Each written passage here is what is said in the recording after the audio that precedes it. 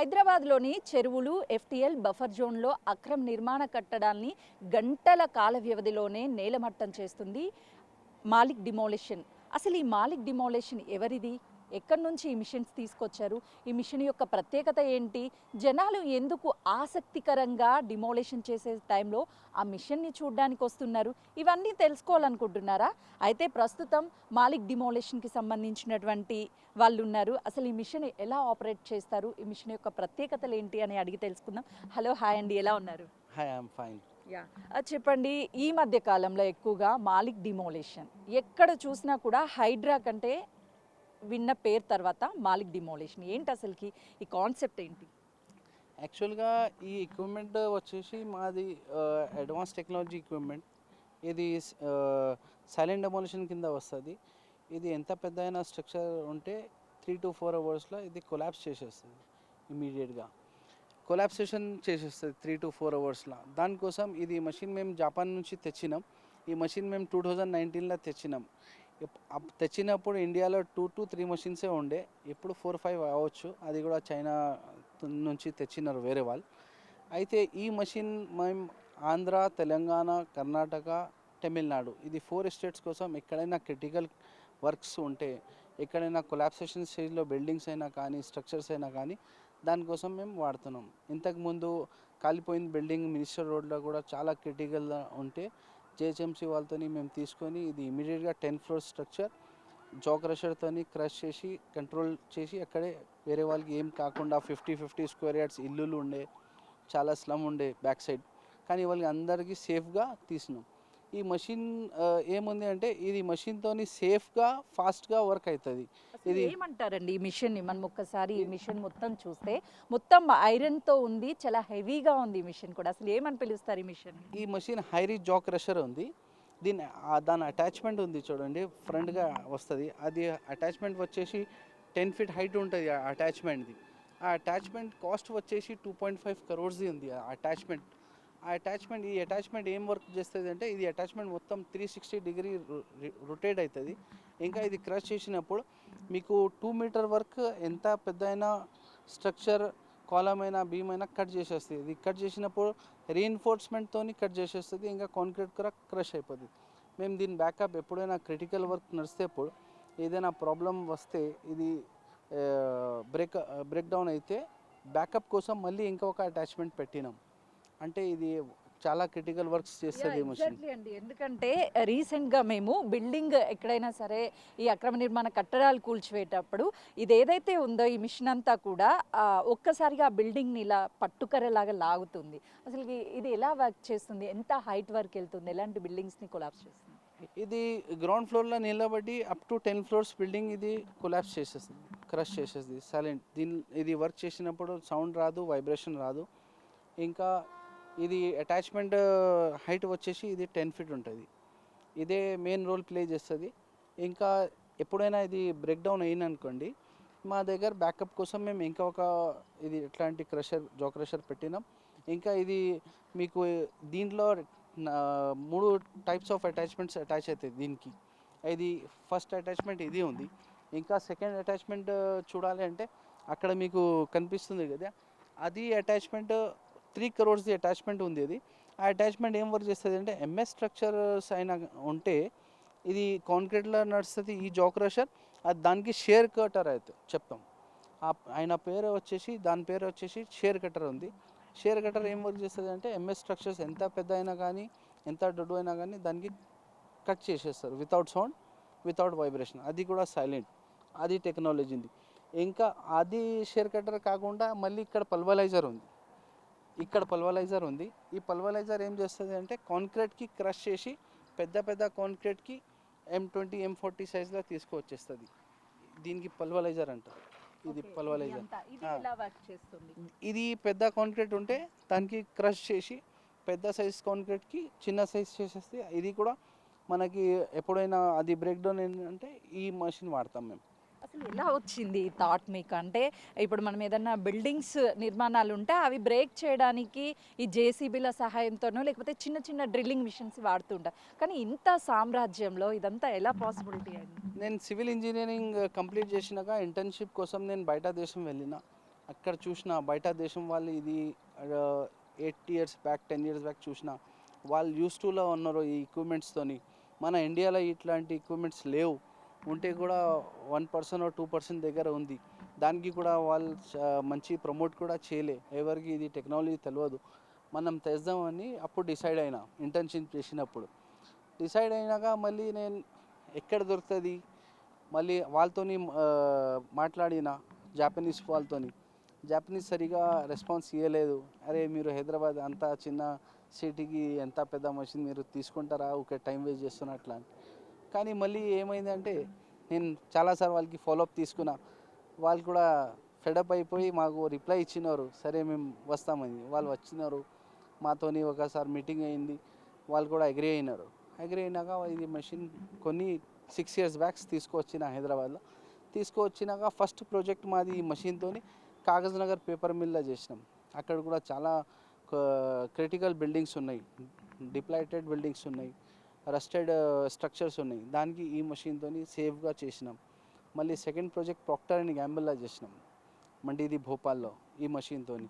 ఈ మషిన్ మేము pan India works తీసుకొని ఈ మషిన్తోని చాలా వర్క్స్ అయితే చేసినాం. 6 సంవత్సరం నుంచి more than 200 projects we have completed with this machine by the grace of God. ఇప్పుడు ఆ హైదరాబాద్ ప్రాంతంలో హైడ్రాకి సంబంధించినటువంటి వర్క్స్ అన్నీ కూడా మీ మాలిక్ డిమోలేషన్ చేస్తుంది.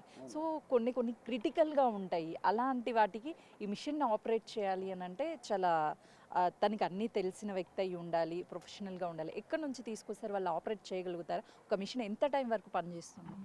ఈ మెషిన్ ఆపరేటర్కి అయితే మేము కొన్నప్పుడే ఆపరేటర్కి జపాన్ పంపించి వాళ్ళకి ట్రైనింగ్ ఇప్పించిన. జపాన్ నుంచి ట్రైనింగ్ తీసుకువచ్చినారు. ఇంకా ఆపరేటర్ కూడా మన దగ్గర 6 ఇయర్స్ నుంచి ఉన్నాడు, మషిన్ వచ్చిన రోజు నుంచి ఉన్నాడు. ఇంతకుముందు ఆయనకి ఇట్లాంటి బిల్డింగ్ డెమోలేషన్లో మా దగ్గర మిషన్ ఫ్లీట్స్ వచ్చేసి 50 పైన మిషన్స్ ఉన్నాయి. కానీ ఇది పెద్ద మషిన్ అయితే అప్పుడు తెచ్చినప్పుడే మనకి తెలిసింది దీనికి టెక్నాలజీ టోటల్గా డిఫరెంట్గా ఉంది. దానికోసం దీనికి ట్రైనింగ్ ఇవ్వడానికి ఆపరేటర్కి పంపించిన. ఆపరేటర్ కూడా మా దగ్గర 15 ఇయర్స్ నుంచి వర్క్ చేస్తున్నారు. అంటే ఒక బిల్డింగ్ని కొలాప్స్ చేయడానికి పూర్తిగా ఎంత టైం తీసుకుంటుంది మిషన్? ఈ మషిన్ కొలాప్స్ చేయడానికి అవర్స్లో చేసేస్తుంది, కానీ దానికి మొత్తం క్లియర్ చేయాలంటే 2 రోజు 3 రోజు 4 రోజుల్లో అయిపోతుంది. చాలా బిల్డర్స్, డెవలపర్స్, ఇంకా మల్టీనేషనల్ కంపెనీస్ వాళ్ళు పెద్ద పెద్ద 100 కోట్ పైన ప్రాజెక్ట్స్ తీసుకుంటారు. వాళ్ళకి ప్రాబ్లం ఏం వస్తుంది అంటే ఏదైనా డెమోలేషన్ చేయాలి అంటే 6 నెలల 7 నెలల 8 నెలల అవుతుంది. డెమోలేషన్కి వాళ్ళకి కొద్ది హెడేక్ అవుతుంది. అంత టైం మనం డెమోలేషన్కి ఇస్తే మళ్ళీ కన్స్ట్రక్షన్కి సంవత్సరం పడుతుంది. వాళ్ళకి లోన్స్ తీసుకుంటారు, వాళ్ళ ప్రాజెక్ట్ డిలే అవుతుంది, లాస్ అవుతుంది అని చెప్పి ఇది అడ్వాన్స్ టెక్నాలజీ ఎక్విప్మెంట్ వాళ్ళు అడాప్ట్ చేస్తున్నారు. ఈ టెక్నాలజీ కొద్దిగా డిఫరెంట్ టెక్నాలజీతో ఈ టెక్నాలజీకి కొద్దిగా ఎక్స్పెన్సెస్ ఎక్కువ ఉంటుంది, కానీ వర్క్ మాత్రం అది 8 నెలల తీసుకుంటే ఇది 8 రోజులు అయిపోతుంది. ఎగ్జాక్ట్లీ. ఎందుకంటే ఇవి బుల్డోజర్స్ అని, జాకర్స్ అని, లేకపోతే డిఫరెంట్ పేరుతో పిలుస్తున్నారు. అసలు టోటల్గా మీ దగ్గర ఎలాంటి మిషన్స్ అంటే ఇప్పుడు మనం ఈ మధ్య కాలంలో చూస్తుంటే ఎక్కువగా ఫైర్స్ జరిగి బిల్డింగ్ లోపల వాళ్ళని సేవ్ చేయడానికి కావచ్చు, వీటన్నిటికీ కొంతమేరకు కష్టమవుతున్నటువంటి పరిస్థితి ఉంది. దానికి సంబంధించి టెక్నాలజీకి అనుగుణంగా రోబోటిక్ లాంటివి ఏమన్నా రూపొందించారా మీరు? మా దగ్గర కొన్ని స్పెషల్ సర్వీసెస్ ఉన్నాయి. ఒక సర్వీస్ వచ్చేసి రోబోటిక్ అని ఉంది, రోబోటిక్ డెమోలేషన్. అది ఎట్లా అవుతుంది అంటే దానికి ఆపరేటర్ అవసరం లేదు, మనుషులు అవసరం లేదు. ఎంత పెద్ద అయినా బిల్డింగ్ దాంట్లో ఈ మషిన్ వెళ్ళిపోతుంది క్రేన్తో. అదే రిమోట్తో ఇది మషిన్ ఆపరేట్ అవుతుంది. ఎంత కాలిపోయిన బిల్డింగ్, ఎంత క్రిటికల్ అయినా కానీ ఈ రోబోట్ మషిన్ వర్క్ చేస్తుంది. 15 ఫ్లోర్స్ అయినా కానీ 20 ఫ్లోర్స్ అయినా కానీ ఇట్లాంటి డిఫరెంట్ చాలా సర్వీసెస్ ఉంది మన దగ్గర. ఇది వచ్చేసి రోబోటిక్ టెక్నాలజీ కింద వస్తుంది. ఇది పెద్ద మషిన్ వచ్చేసి హై రీచ్ డెమోలేషన్, ఇంకా సైలెంట్ డెమోలేషన్ కింద వస్తుంది. ఇంకా ఒక టెక్నాలజీ మన దగ్గర ఉంది, అది దానికి డైమండ్ సాయింగ్ టెక్నాలజీ అంటారు. మనుషులు ఆఫీస్లో ఉంటే కూడా 10 ఫ్లోర్ ఆఫీస్ ఉంది అనుకోండి, 5 ఫ్లోర్స్ కింద అట్లానే ఉండాలి, 5 ఫ్లోర్స్ పైది తీయాలంటే with working people in the office we can do the diamond cutting of above 5 floors without disturbing the structure and the people who is working under the roof. Exactly అండి. ఎందుకంటే మనం ఏదైనా building collapse చేయాలి అంటే చాలా vibration వస్తూ ఉంటాయి, పక్కన వాళ్ళకి డిస్టర్బ్ ఉంటుంది, దాంతోపాటు అది కొలాప్స్ చేసేటప్పుడు చుట్టుపక్కల వాళ్ళకి కూడా చాలా డిస్టర్బెన్స్ ఉంటుంది. అలాంటి టెక్నాలజీని మొత్తాన్ని కూడా గతంలో చూసాం. కానీ ఇప్పుడు అలా వైబ్రేషన్ రాకుండా ఈ మిషన్ ఎలా వర్క్ చేస్తుంది అంటే ఎంత వెయిట్ ఉంటుంది అసలు ఈ మిషన్, ఎలా బ్యాలెన్సింగ్ అవుతుంది ఈ మిషన్? ఈ మెషిన్కి కౌంటర్ వెయిట్ ఉంటుంది బ్యాక్ సైడ్. ఇంకా ఇది మషిన్ వెయిట్ వచ్చేసి 100 టన్స్ ఉంటుంది. దీనిది ట్రాలా కూడా సెపరేట్గా ఉంటుంది, లో బెడ్ ట్రాలా. ఇంకా ఇది దీనికి మొత్తం మానిటర్లో చూపిస్తుంది. ఎక్కడ 1% కూడా బ్యాలెన్స్ ఇటు అయితే అక్కడ అలారం రింగ్ అవుతుంది. మీరు కంట్రోల్ చేసుకోండి, మీరు అవుట్ ఆఫ్ రేడియస్ వెళ్తుందని ఆపరేటర్కి ఒక అలారం వచ్చేస్తుంది. అది జాపనీస్ టెక్నాలజీ, వాళ్ళు దాని గురించి ఇది 100% సేఫ్తో స్పీడ్ కూడా ఉంది. ఎగ్జాక్ట్లీ, మనం ఒక్కసారి ఈ మిషన్ మొత్తాన్ని కూడా చూద్దాము.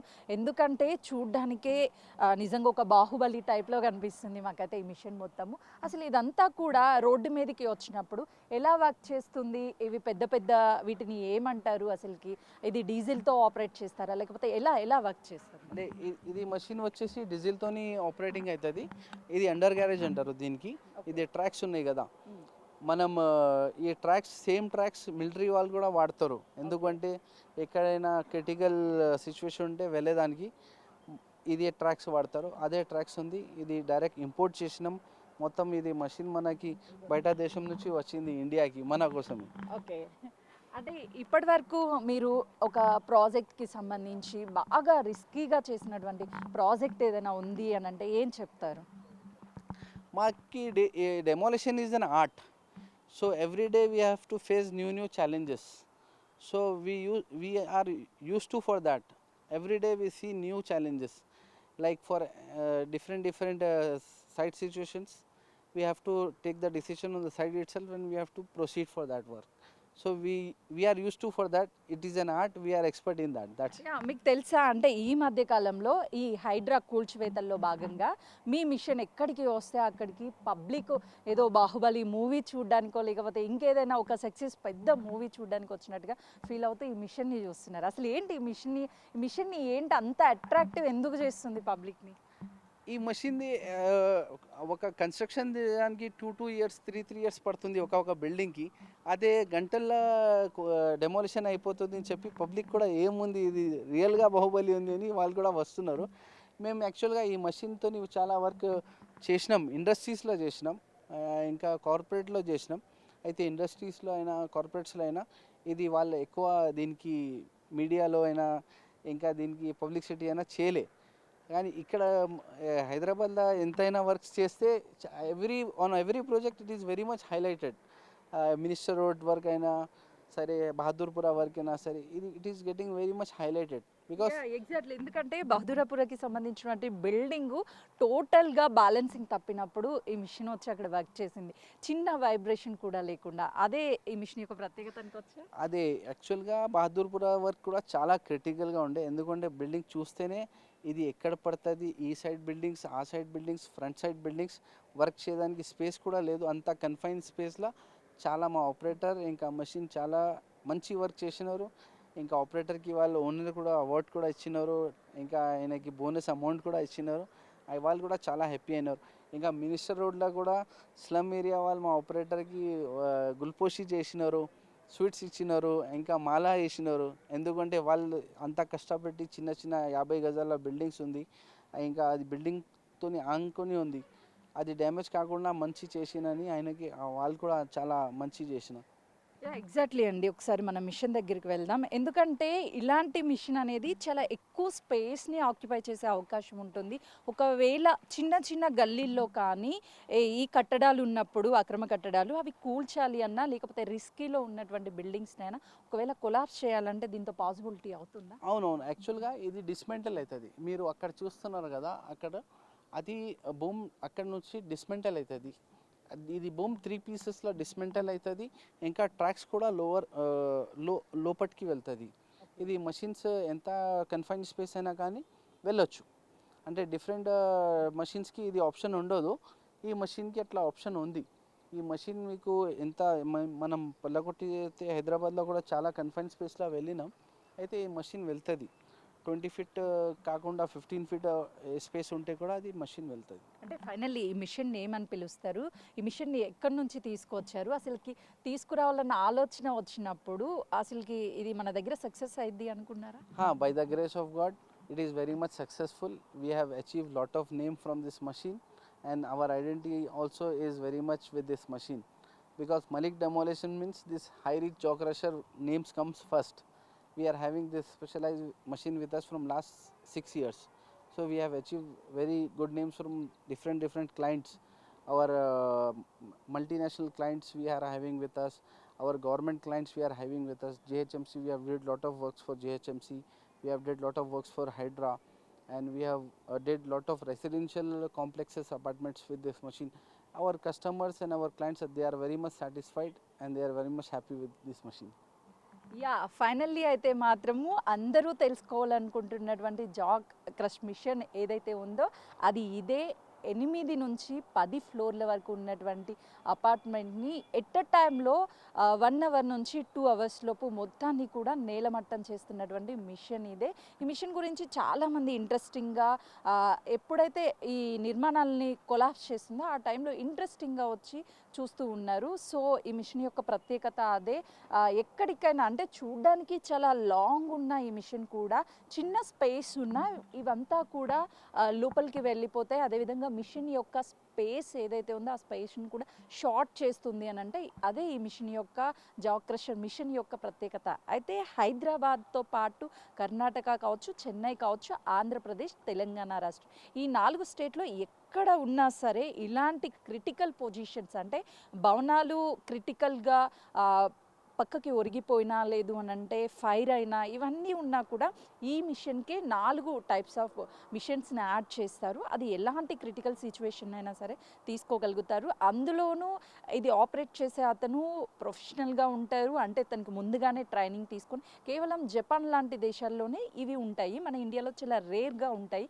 కానీ మాలిక్ డిమోలిషన్ వాళ్ళు హైదరాబాద్లో అంటే ప్రత్యేకించి హైడ్రా వచ్చిన తర్వాత ఈ మాలిక్ డిమోలిషన్ అనేది అందరూ ఎక్కువగా వింటున్నటువంటి పేరు. జా క్రషర్ మిషన్ కూడా ఏంటి అసలు ఆ పేరు ఏమంటారు, ఎక్కడ ఉంటాయి అని తెలుసుకోవాలని చాలా ఆసక్తికరంగా చూస్తున్నారు. కాబట్టి మీ అందరి కోసం ఈ డీటెయిల్స్ని ఈరోజు మీకు అందిస్తున్నాను. కెమెరామెన్ నరసింహతో సుజాత, హైదరాబాద్.